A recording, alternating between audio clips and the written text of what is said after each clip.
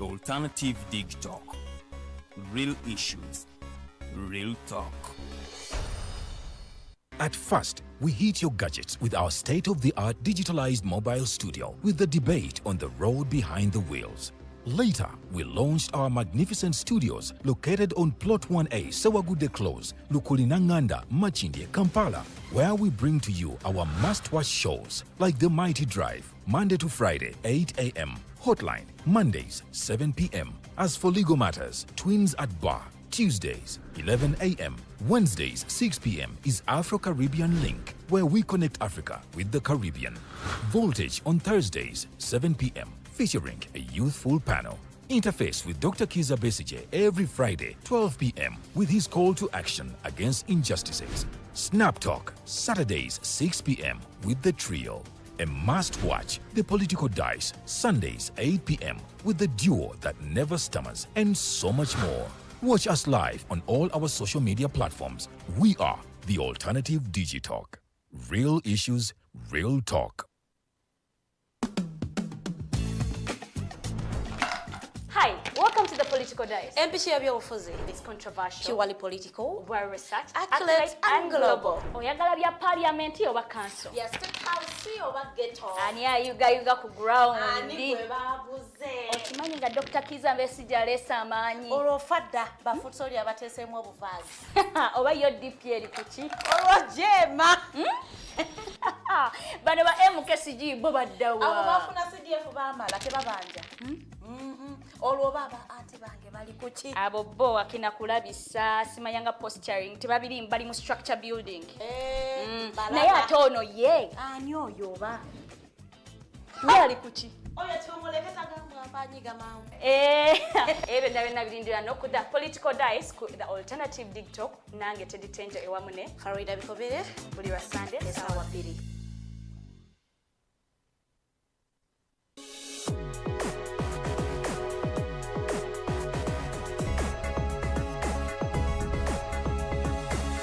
The Alternative Dig Talk. Real issues, real talk.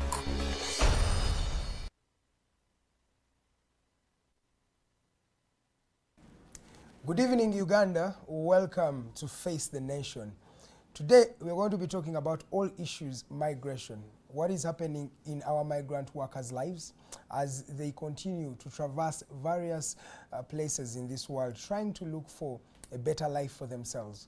As we speak today, there are many Ugandans who are living in countries like Saudi Arabia, UAE, in states like Abu Dhabi, Dubai, and all other countries.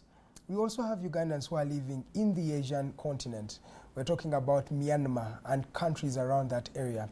Many of these young people left home trying to look for a better place. Some of them have continued to send remittances or money back to the country, and of course we get a lot as government and as Uganda from these particular people. But how best have we protected them? Have we protected their lives, or this is something that we should be thinking of as a country? This evening, I have Mr. Kayonde Abdallah. He is the founder and executive director for Migrant Workers Voice, an initiative and platform that is advocating for the voices of the people who are living in diaspora today. Ladies and gentlemen, Abdallah Kayonde faces the nation. You're welcome, sir. Thank you. Dear viewers, I'm grateful to be at the Alternative Digitalk, and I want to assure you that this is the only alternative space we have in the country. Let's support it. You need to subscribe and follow all their programs, because they are really educating the nation. They reach where maybe the other mainstream media may not be touching, and that's why the Voice is also here to also give in its occupy its space. Exactly, this is the space, sir. We're going to start off on maybe what's happening in your organization.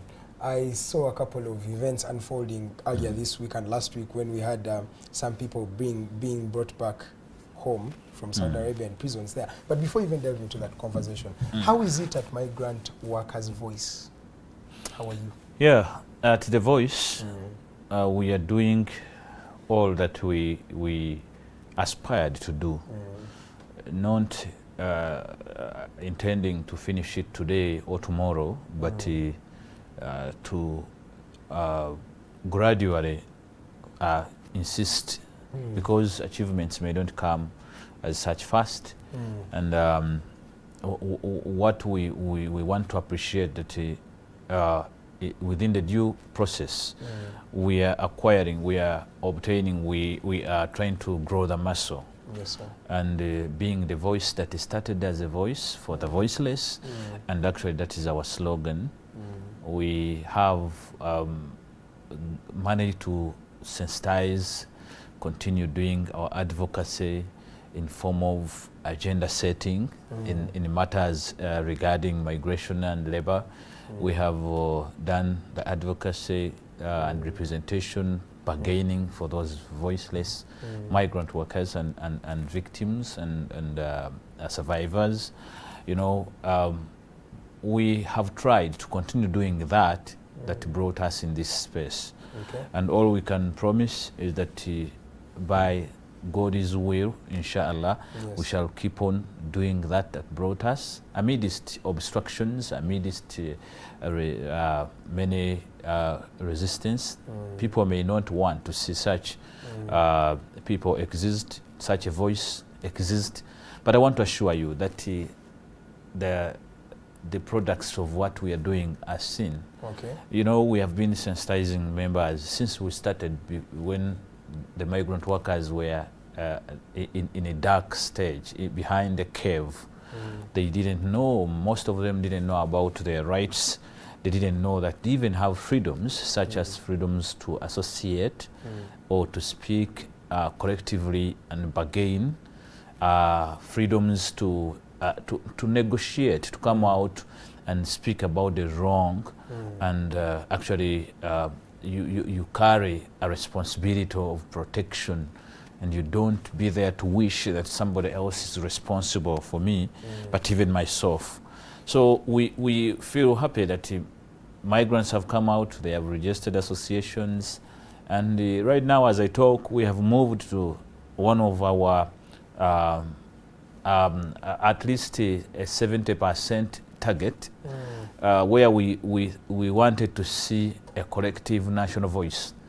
And we see a number of associations and communities galvanized to unite into an umbrella body. And as I talk, we have actually achieved at least a consensus to have a national Migrant Workers Federation. Wow. Yes, Is that what which they is call the FUMWA? FUMWA, the Federation of Uganda Migrant Workers Associations. But remember, 7 years back when we started as a voice, there wasn't such a thing, and you couldn't think about it because these migrant workers have been always a target. They have been taken to these countries, picked at random. Anyone could take advantage until we insisted, small as we were, we used all the little we could to ensure that we sensitize and live among them.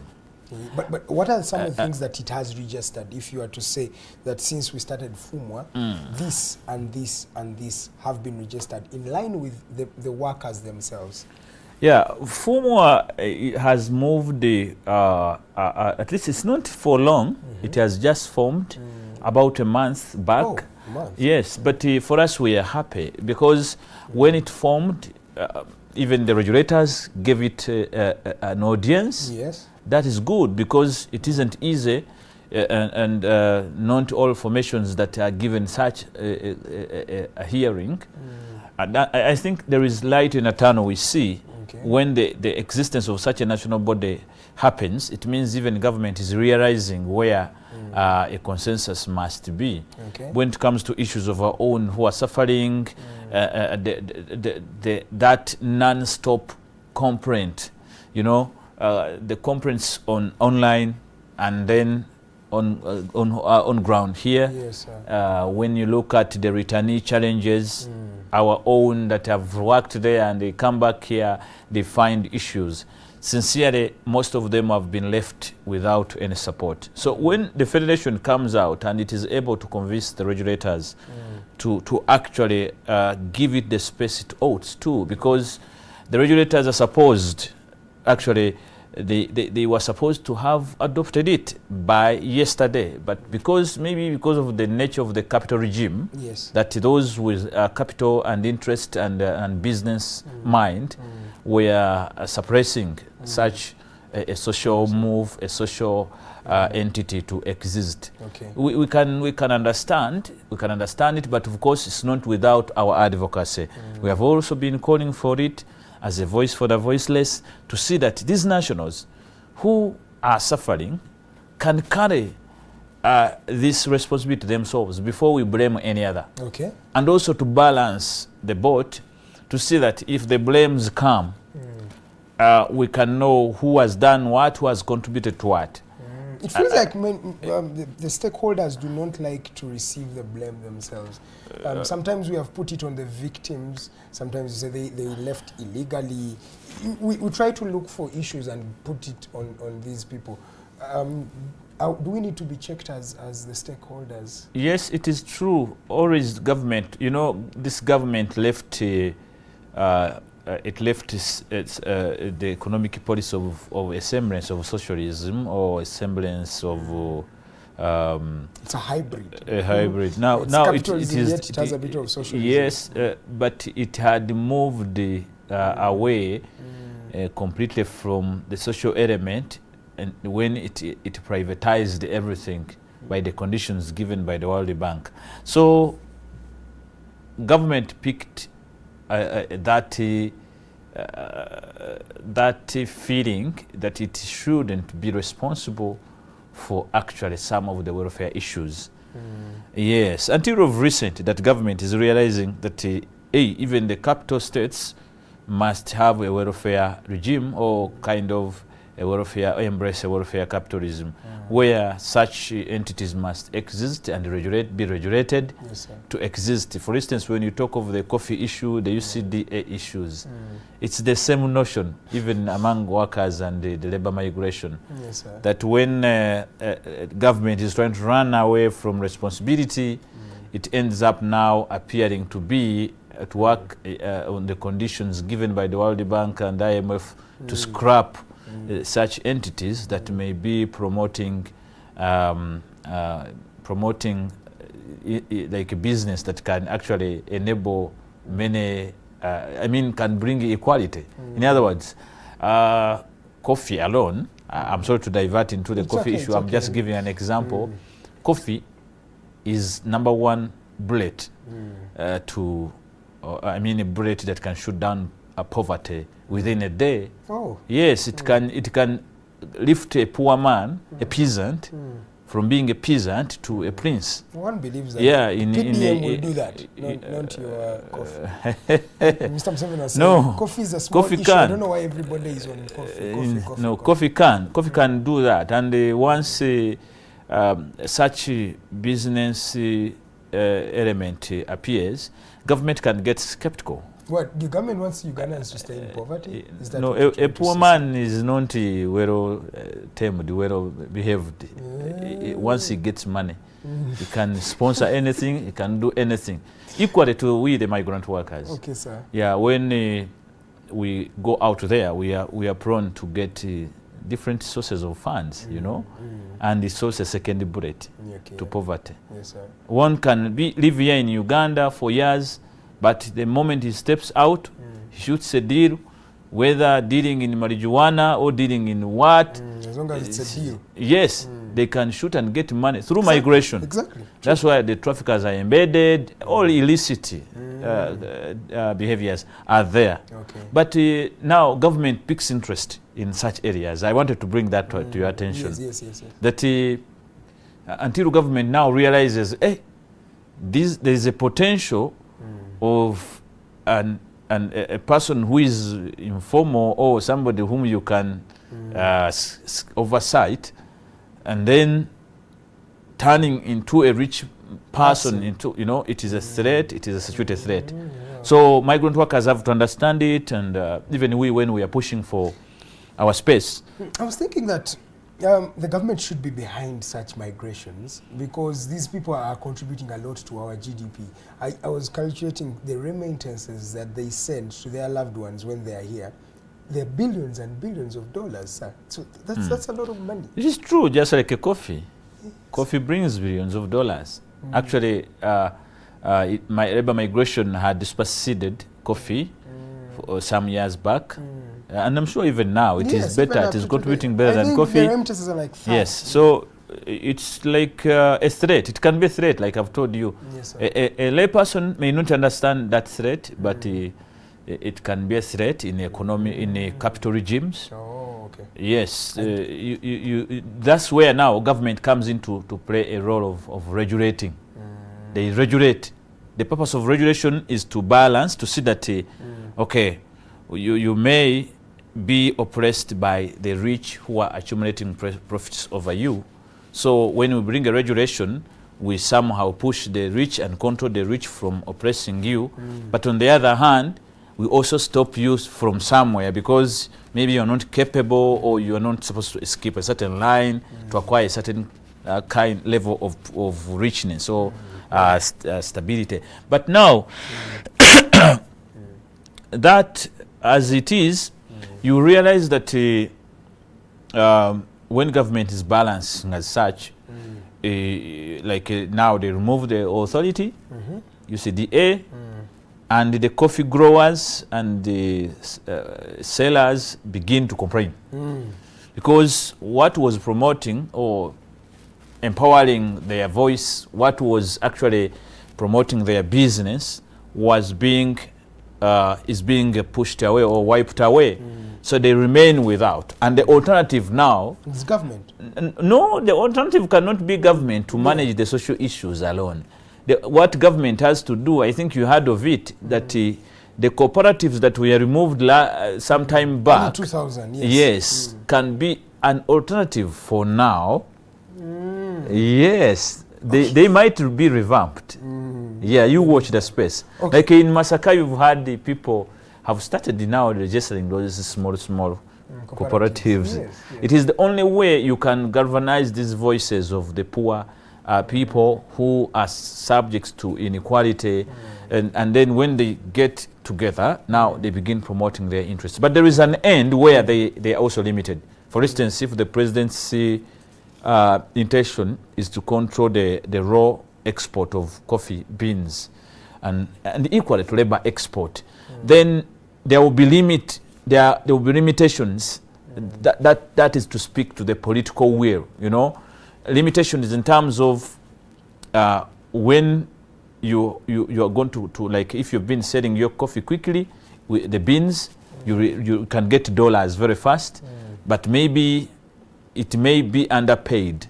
But for him, he's creating another section where you must process, make it a different class, and then sell it at a higher price. He's very right. But now, that alone may not favor the majority, because not all can afford to have those machineries to improve the coffee, and process it. So now, how can the common majority, the commons, individuals, get to grow muscle and collectively bargain within the coffee area to actually also fit into the other side? Bring it home to the trafficking and migration, really. How does it directly, what do we learn from the coffee that is in, what is happening in the coffee that is in the migration sector itself? Yeah, I was concluding it the other side, like that the coffee growers now have got to unite into associations, cooperatives and federations to actually bargain within, then also improve on capacity. The capacity by acquiring their own machines within their circles, and then they are able now to produce in a group. So the same thing comes to migration. When it comes to migration, the recruiters want us when we are in silos, when we are divided. And in that space, trafficking grows, smuggling grows, alongside regulation. So this is why you found Minister of Gender now looking like, you know, we have regulated and regulated, but the guys are trafficking. We have regulated and regulated, but all the people we regulate and clear to go their side, they are suffering. Because there is a lot of individualism. Okay, so this at play. Okay. Right now, the coffee thing is in individualism because the individuals were selling and they had a direct entity that was assisting them to market and sell the other side. Exactly. So they had a direct chain. Just like a Ugandan who wants to go to Canada can easily get an agent here and go until government comes in to regulate. When government regulates, now controls come. There are checks. Right? And these checks sometimes, they may look to be oppressing some, but they are meant to balance, you know? And even the citizenry has got to be sensitized. Like I'm talking right now. I'm bringing out something that even the coffee growers have to know. Even the migrant workers have to know. You cannot get justice when you are single, when you are alone. Yeah, you can only especially go in the field of alone, yes. You can go further with a group. Correct. Especially in this field of labor. We need to collectively bargain. Because in a capital regime, the individuals who are few would always want to maximize profits on us. Exactly. So if we want to get there, it shouldn't be just a single voice like a migrant workers voice always talking for you. No, we need more other voices, and eventually you unite and speak and negotiate, and make a collective bargain. Yes. So we are giving a justification for FUMA. You cannot get, for instance, government cannot understand you when you're in silos. They cannot understand you when you speak with uncoordinated voices. This one speaks, the other one speaks. You know? And the same thing is coming to coffee growers who may now end up forming smaller circles, smaller associations, and they now end in those smaller factions. But I want to empower them that it may not go back now until 10 or 5 years to come, that you may maybe change these policies that have been brought in right now. So what you can do is to organize yourselves into groups and mega groups and umbrella bodies. Then you'll be able to to sit on table and dialogue. And also formalize them, because some of these entities are there, but they actually have not been formalized. Correct. For those who are just joining us, you are watching Face the Nation right here on the Alternative Dig Talk. My name is Edgar Mathew Karuhanga. I'm still with the president of the Migrant Workers Voice, an initiative that is championing the voices of the migrant workers in the diaspora and various parts of the world. Thank you so much for tuning in.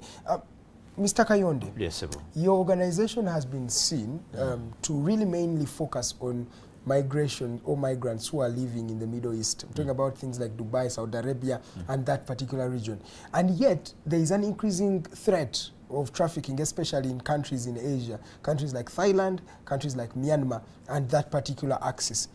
What do you have to say about this issue? They say you've given the migrants in Middle East more emphasis and more voice. Why are you doing this? People view it that way, but we are also considering and dealing with migrants from other walks of life and different regions of the world. Only that the Middle East people are a special case, a vulnerable community. That any country, any responsible country would pay attention first. Even when you go to the EU, I was in the Netherlands, in The Hague, in the Africa Migration Conference. And I saw we were discussing EU, Africa migration, but still the discussions now ended talking about the Middle East people, the Middle East migrations, you know, Africa, Middle East migrations. Yes, sir. So it's a fragile area. Why? You ask me why? One, the governments in that part of the world is they are autocratic in nature. They may not have yet embraced what you may call democracies or other forms of governance. So they are very staunch, and their laws are they say stringent, and the nature of Sharia law, the Quran, which is almost a religious law, you know, it is very difficult actually for people to have the freedoms we talk about in the liberal communities or in the liberal societies. It's very difficult to think that people who are living in such under tensions like a kafara system can be left and never attended to as it is in Canada or any other part of the world. People go to Canada, but nobody bothers. It doesn't mean that there are no people who sleep on streets in Canada. Yes, sir. People go to US. They are there, but why they don't outcry as those in the square in UAE or Saudi? Why? The system advantages them when they're in the US or Canada. Exactly. Even when they sleep on the street, they will find a way to survive. And nobody may force them or push them like that. Now, for instance, you see the deportations going on from Saudi Arabia. Yes. It sounds good that our own were released from jails and deportations. But for us, the human rights advocates, we don't really. I thought you'd be happy. No, okay, we are the propellers, we are the initiators, we are the agitators for it to happen. Yes, sir. But why we do not buy into it 100% is that it's actually wrong to divert people who entered your country through your mandate, through your recommendation and clearances under civil arrangements, and then when their civil arrangements are unattended to or disputes are unattended to, the civil nature of disputes turn into criminal, and you deport them. Are you trying to say that these issues were civil matters that were turned around? They are all civil matters. The migrants people were having capital offences of drug trafficking, capital offences of No, the deportees I'm talking about, like the drug trafficking, are not deported. They are also part of that. They are part, but they are not deported. I'm talking of the deportees, the rampant deportees. Oh, you're talking about the rampant deportees are all emanating from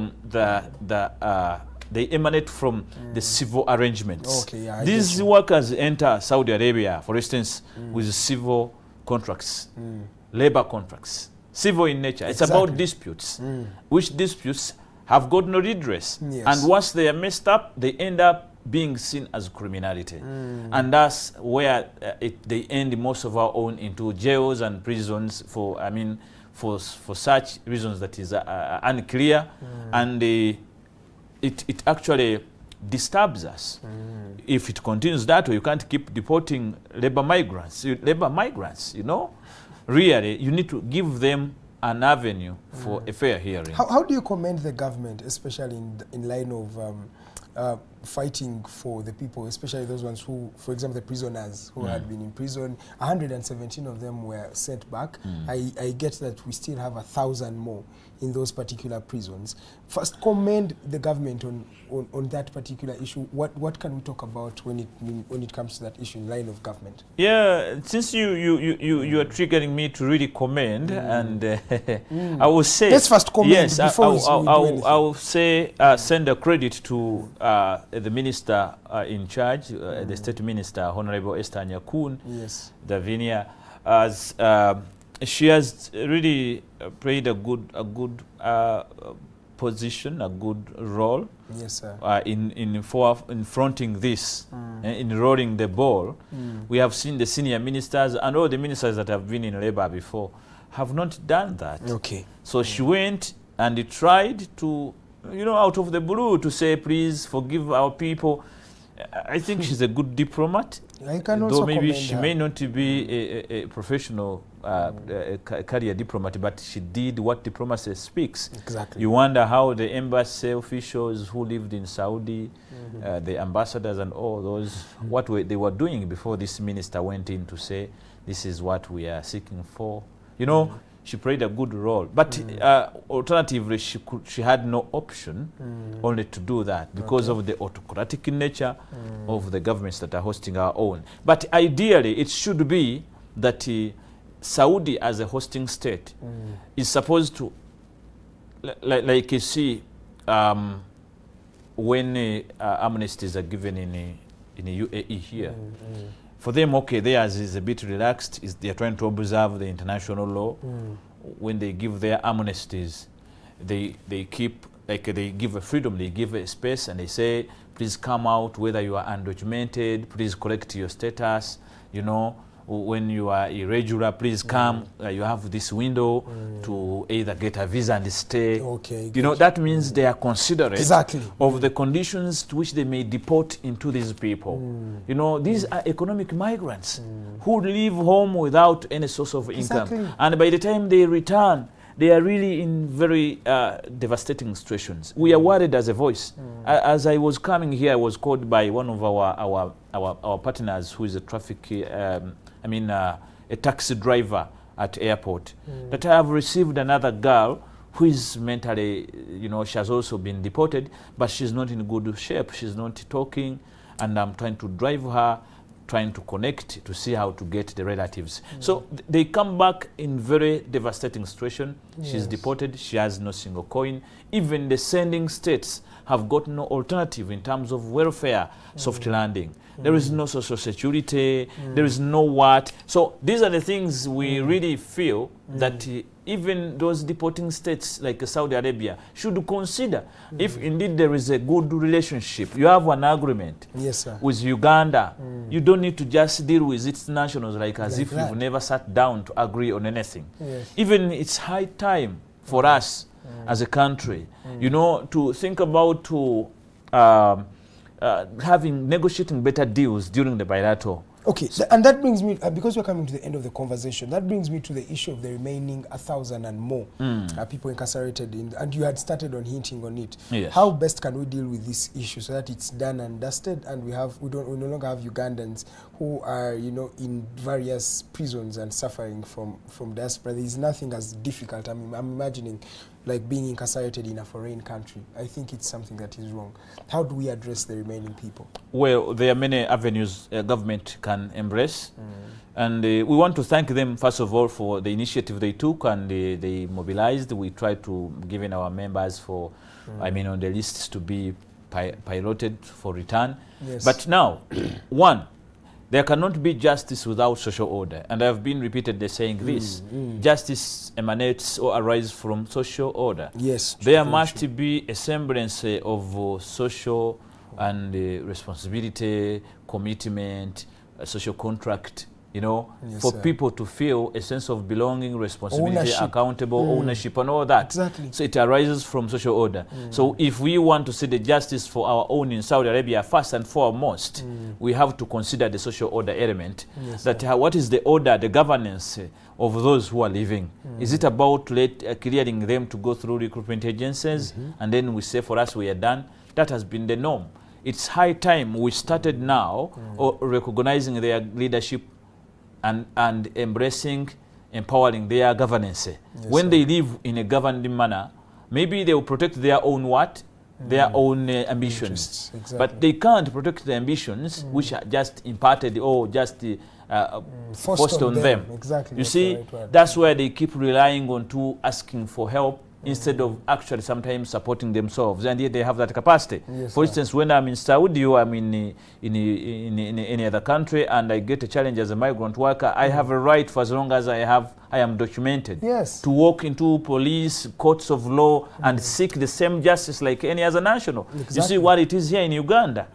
The refugees, the other migrant categories, they're using our authorities, they're using everything. They're really equal. You can't say they're even treated better. And they also know that. So this is what we want to empower among the workers, that it will reduce onto these numbers of deportation. Once we realize our capacity, our potentials as migrants, we are going to support government. Actually, our existence as a federation, we are not to come and duplicate or duplicate the works of the ministry. Rather, we are here to supplement onto what government can do and other stakeholders in line, including foreign affairs and other ministries responsible the internal affairs. So what are we saying? That point number one, let government be willing to recognize, empower and work with the leadership of migrant workers. In this category, the Ugandan migrant workers, and stop mixing them, the Ugandan migrant workers, and more so the category of short-term, the short-term economic migrants. These are people who go and they will return. They work for 2 years, 3 years, they return home. These people should be paid for attention. Why? They are not like immigrants who go and have they seek asylum. coming back home is not their wish. Exactly. They are more in Canada, more in US, in London, but not in Saudi Arabia. So government needs to tailor a program that really suits those short-term economic heroes who leave this country under the push of underpay. And they bring back money here. Yes, they leave Uganda because there is no minimum wage, there is no better pay. Under the tag of cheap labor. You want to chase the investors. What are you talking about? That's what Mr. President said. We are not. I cannot sign that we are not chasing away the investors, but we are saying, please. The fact is, if you have a big nose, it is a big nose. We must tell you your nose is big. I'm not abusing you. Yes, I'm not abusing you. Don't start saying, why are you saying I have a big nose? Your nose is big. Uganda is embracing industrialization because I mean, under the guise of cheap labor tag. There's no way we can attract investors here without cheap labor. We understood that. And that's why the Ugandans who understood that, they just pack up their things and they say, let me go temporarily to Middle East and work. Don't we remain Ugandans? Do we repatriate our money or remit our money to Rwanda? No. Or it goes to Burundi? No, it comes to Uganda. So Uganda must care about us. All right. Developing a soft landing like a welfare programs, which includes the welfare fund, bringing insurance. These are going to give they sound too good to be true. Of course, yeah. They are possible, but they are possible only that the capitalists will not allow them pass when they do not have a share. Abdallah, I'll come back. I'll invite you back for that particular conversation. Thank you so much for joining us. But give us your last shots as we conclude. Yes, I want to finish by calling on government to quickly revise the regulations in place so that our proposals are adopted. And also in the new regulations, please ensure that the migrant workers this time are also regulated and they have a stake. Okay. Also, in the new bilateral, or when you are revising the bilaterals, please, and the new bilaterals, consider elements of extradition treaties, discuss issues of how to repatriate, how to handle issues that you are handling now through just an amnesty. Exactly. It should have already appeared in the bilateral that in such and such incidents, this is what happened. This is how we shall handle. Exactly. So bilaterals should start speaking to these scenarios before they catch us offside. Okay. And I want to thank government this time that they are trying. And I hope by also embracing the Global Compact for Migration, we shall be able to cross all whatever that we started and get there, inshallah. Thank you so much, inshallah. Abdallah Kayonde is his name, and of course, he is the president of the Migrant Workers Voice, an organization that is amplifying the voices of our people, especially migrants and people who are working in the diaspora. As we speak right now, Uganda is being led by South Africa by 1-0, and of course, I think it's the 80th minute. Let's continue to have our fingers crossed. The good thing that we're already in Morocco. My name is Edgar Mathew Karuhanga. I'll see you again next Friday at exactly 5 p.m. We're always here, and it's always Face the Nation. Arnold is the gentleman in production, and of course, Mr. Alibawa Ali is always on camera. From the entire team, God bless you. We shall see you again very, very soon. Good evening.